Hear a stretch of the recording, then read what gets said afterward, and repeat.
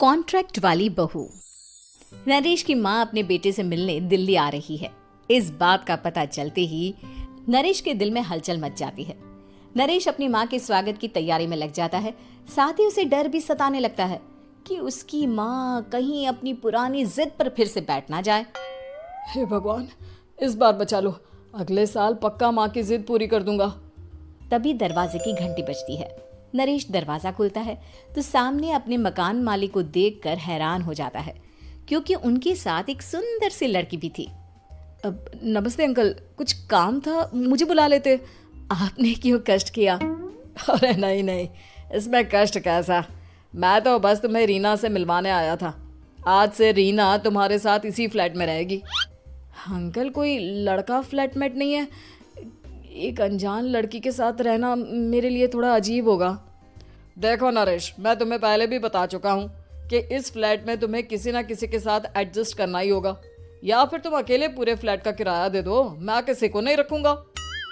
नरेश अपने मकान मालिक की बात सुन के रीना के साथ रहने के लिए तैयार हो जाता है, पर अंदर ही अंदर उसे ये बात खाने लगती है कि वो अपनी माँ को क्या जवाब देगा जब उसकी माँ रीना के बारे में उसे पूछेगी। दिन बीतने लगते हैं। नरेश और रीना अच्छे दोस्त भी बन जाते हैं, पर अभी भी नरेश अपनी प्रॉब्लम का सॉल्यूशन नहीं ढूंढ पाता। एक दिन नरेश बहुत परेशान सा बैठा होता है। तभी रीना उसे पूछती है, क्या हुआ नरेश, तुम काफी परेशान लग रहे हो, सब ठीक तो है ना? हाँ सब ठीक है, बस एक छोटी सी प्रॉब्लम है। वो एक्चुअली 2 दिन बाद मेरी माँ मुझसे मिलने आ रही है। अरे तो इसमें प्रॉब्लम क्या है, ये तो खुशी की बात है।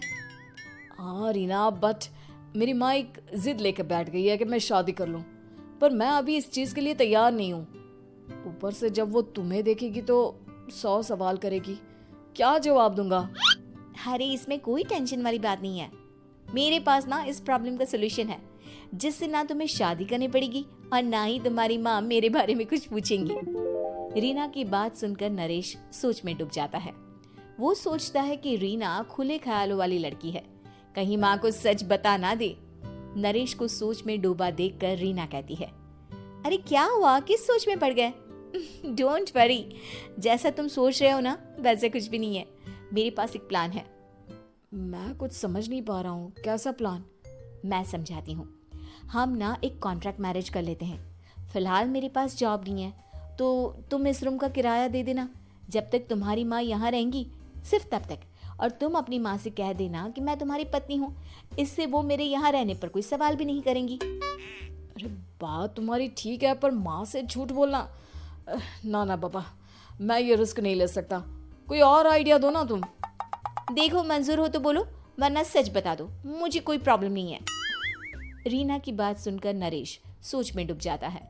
बहुत सोचने के बाद जब उसे कोई रास्ता नहीं मिलता तो वो रीना के बताए हुए रास्ते पर चलने के लिए तैयार हो जाता है। वो रीना से बात करता है और अपनी माँ की पसंद और नापसंद के बारे में बताता है।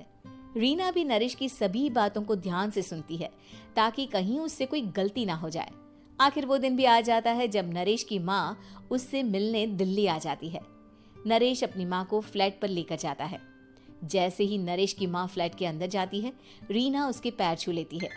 ये देखकर नरेश की माँ थोड़ी घबरा जाती है और नरेश से पूछती है, अरे बेटा नरेश, ये कौन है? माँ, ये आपकी बहू रीना है।